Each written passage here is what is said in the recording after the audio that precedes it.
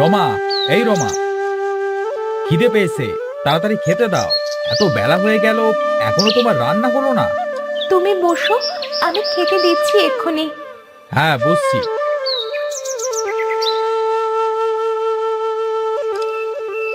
এই নাও। সি, এসব কি রান্না? ঘরে কি কিছু নেই আর? ও মা, কত কিছুই তো রেঁধেছি গো। হ্যাঁ, একটা নুনে পোড়া আর একটা হলুদ বেশি। কি জঘন্য! সি সি সি সি সি, কি খারাপ রান্না! ছ্যা! ও, আজ বুঝি খাবার বেশি ভালো হয়নি? আজ একটু কষ্ট করে খেয়ে নাও না গো, কাল থেকে অমন আর হবে না। আরে সে তো রোজই শুনছি। তোমার মা তো কিছুই শিখিয়ে পাঠায়নি তোমায়, তাই না? মা কিছু না শেখালে শিখবে কেমন করে আর? হ্যাঁ, এভাবে বলছো কেন? আমার মা মারা গেছে গতকাল। মরা মানুষটাকে নিয়ে এভাবে বলতে নেই। আমার কাজ আছে, আমি চললাম। তোমার সাথে এসব ঝগড়া আর আমার ভালো লাগছে না। তুমি একটু খেয়ে নাও, আমি পরের বার থেকে ভালো করে রান্না করব। চুপ! আর একটা কথাও তুমি বলবে না। আমি যেন বাড়ি ফিরে তোমাকে আর না দেখি। রোজ রোজ নাটক আর ভালো লাগে না। আজ যদি না যাও তবে আমি তোমায় মেরেই ফেলবো।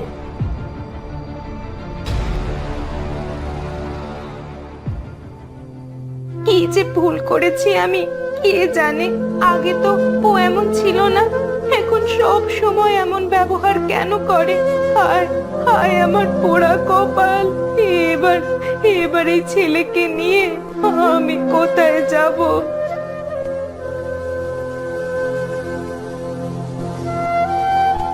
মা, ও মা, বাবা আবার তোমায় বকলো কেন গো? ও কিছু না বাবা, তোর বাবা মানুষটা ভালো, কিন্তু একটু রাগী। কি জানি, সবাই বলে বাবা নাকি তোমায় অনেক অত্যাচার করে।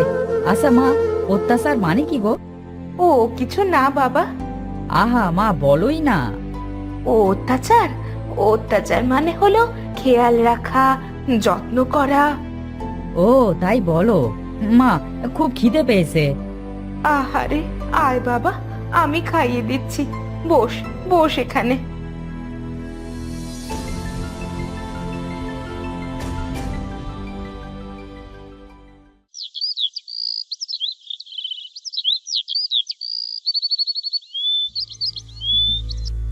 নিশ্চয়ই বাড়ি ছেড়ে চলে গেছে। আপদটা আজ না গেলে ওকে আমি মেরেই তাড়াবো। এই রোজ রোজ অশান্তি করতে হচ্ছে। বারবার বলি চলে যেতে, তাও যায় না। ও, তুমি চলে এসেছো? হাত মুখ ধুয়ে এসো, আমি এক্ষুনি খেতে দিচ্ছি। এই হারামজাদি, তুই এখনো বাড়ি থেকে বেরোসনি? এই তোকে না বললাম রোজ রোজ অশান্তি না করে চলে যেতে? তুমি তুমি এসব কি বলছো গো? আমি কোথায় যাব বলো? মা মারা যাওয়ার পর তো আমার তিন কুলে আর কেউ নেই। সেসব আমি কি জানি? হ্যাঁ, শোন, আমি তোর মুখ আর দেখতে চাই না। এক্ষুনি বের হ, এক্ষুনি বের হ বাড়ি থেকে। তোমার দুটি পায়ে ধরি গো, আমায় তাড়িয়ে দিও না। বের করবো না? দাঁড়া, আজ তোর একদিন কি আমার একদিন। এই লোহার দাটা কোথায় রে? এই তো। যাবি না? হ্যাঁ, যাবি না? তবে মর, আমার হাতে মর তুই। মরে গেলাম, ছাড়ো ছাড়ো গো।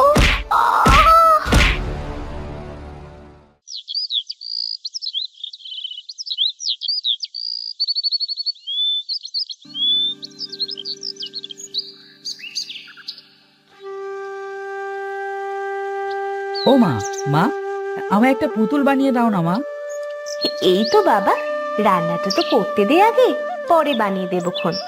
তুমি তো সারা দিন কাজ করো মা, কবে থেকে বলছো পুতুল বানিয়ে দেবে, দিচ্ছ আর কই বলো তো? পাগল ছেলের কথা শোনো। ওরে, আমি ঘরের কাজ না করলে কে করবে শুনি? দেবো তো বানিয়ে, হাতের কাজটা শেষ করতে দে বাবা। না মা, আজ আর কিছুই শুনবো না। আচ্ছা বেশ, যা মাটি নিয়ে আয়, কলপার থেকে কিছু নরম মাটি নিয়ে আয়। আচ্ছা মা, নিয়ে আসছি।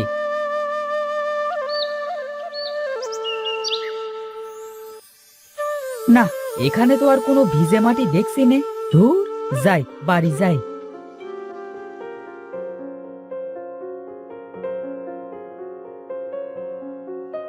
ও মা, কলপারে তো ভিজা মাটি পেলাম না। তবে আর কি করব বল? মা, বাড়ির পেছনের পুকুর পাড় থেকে নিয়ে আসবো, সেখানে কত ভিজে মাটি। আচ্ছা বেশ, নিয়ে আয়।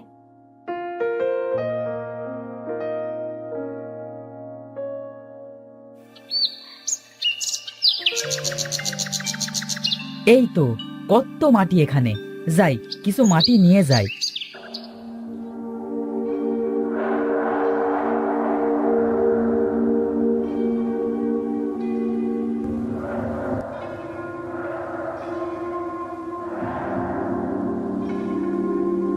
এই নাও মা, কত মাটি, দাও এবার পুতুল বানিয়ে দাও। দে, বানিয়ে দি।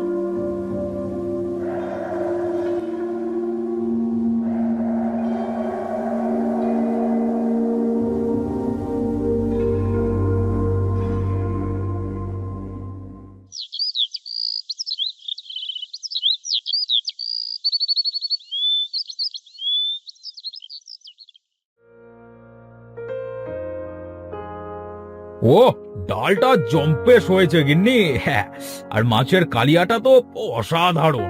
আহা, কি রান্নার গুণ গো তোমার।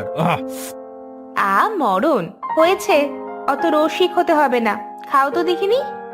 আহা, সত্যি বলছি গো, আগের বার এক কাল নাগিনীকে বিয়ে করেছিলাম, তার না ছিল হাতের গুণ, না ছিল চরিত্রের ঠিক, ছেলে স্বামী রেখে সে চলে গেল পরপুরুষের সাথে। সি সি সি সি সি সি সি। হ্যাঁ, থাক, ওসব কথা আর তুলো না তো, ছেলেটা তো বড় হচ্ছে, এসব বললে সে তার মাকে কি ভাববে বলো দেখি। থাক, ওসব ভুলে যাও। তা গিন্নি, এই তরকারিটা আর একটু দাও তো।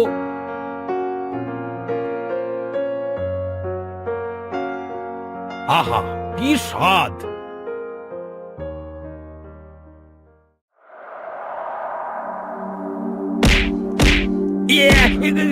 বাঁচাও, বাঁচাও, কি আসো, বাঁচাও।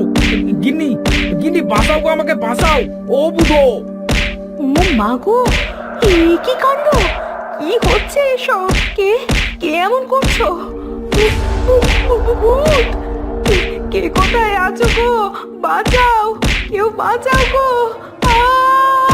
মরে গেলাম গো। ও বাবা, তুমি ওখানে উঠলে কেমন করে? জানি না কি হচ্ছে এসব। বাঁচাও, বাঁচাও, কেউ বাঁচাও। মরে গেলাম, বাঁচাও, কে মারছো আমায়, সারো সারো সারো। আমার কি সর্বনাশ হলো গো। বুধো, বুধো বাবা, তাড়াতাড়ি সুরোজাকে ডেকে নিয়ে আয়। তোর বাবার এমন কেন হলো কে জানে, আগে তো কখনো এমনটা হয়নি। আচ্ছা মা, এক্ষুনি ডেকে আনছি।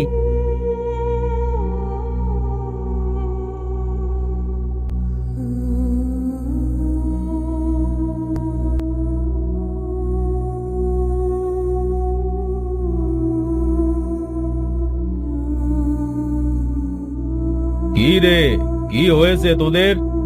এসেছেন বাবা, দেখুন না কি হয়েছে। কি হয়েছে খুলে বল। শুনুন তবে। বুঝতে পেরেছি, ঘরে অশরীরী ঢুকেছে, আমার এই ছাই দিয়ে ওকে বের করব।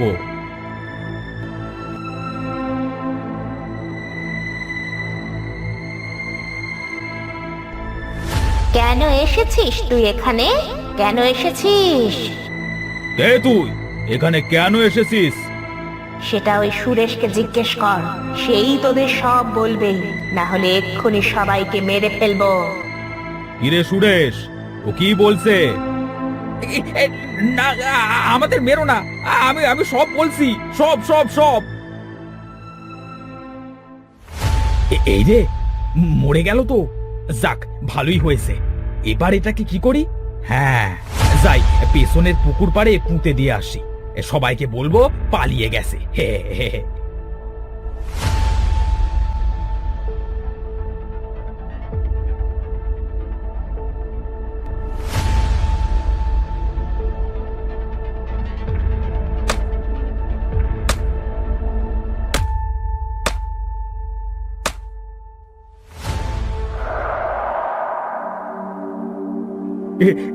আমায় ক্ষমা করে দাও রমা।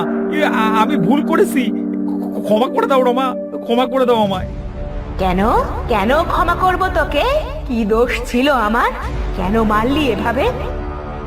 রাগের মাথায় ভুল করেছি রমা, আমায় ক্ষমা করো রমা, ক্ষমা করো আমায়।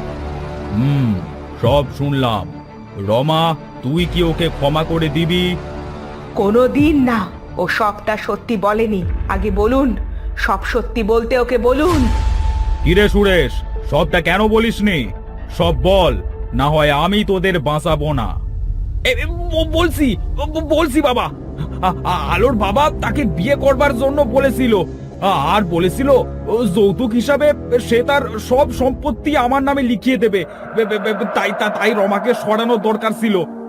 ওকে যত বলতাম ও কিছুতেই যেতে চাইতো না। শেষে উপায় না পেয়ে আমি। কি? তুমি বলেছিলে তোমার স্ত্রী পালিয়ে গেছে, তাই বাবা তোমার সাথে আমার বিয়ে দিতে রাজি হয়েছিল, তবে তুমি টাকার লোভে এসব করেছো? ছি ছি ছি। রমা, তুই এবার কি করতে চাস? শাস্তি চাই, আর আলোর কাছে আমার ছেলে থাকুক সেটাই চাই। ও খুব ভালো মেয়ে, আমার ছেলে বুধো ওর কাছে ভালো থাকবে। বেশ, সুরেশকে শাস্তি দেবার ব্যবস্থা করব, তুই চলে যা। আমি এতদিন এই পুতুলের ভেতর ছিলাম, যেদিন সুরেশের শাস্তি হবে সেদিন আমি চলে যাব। বেশ, সুরেশকে আজই দারোগার কাছে ধরিয়ে দেওয়ার ব্যবস্থা করব। পুকুর পাড়ে আমার লাশ পুঁতে রাখা আছে, সেটার একটা সঙ্গতি করবেন। সে নিয়ে তুই ভাবিস না। আমায় ক্ষমা করে দাও। তুমি ভালো মেয়ে, আমার ছেলেটাকে যত্নে দেখে রেখো, তাতেই আমার শান্তি হবে।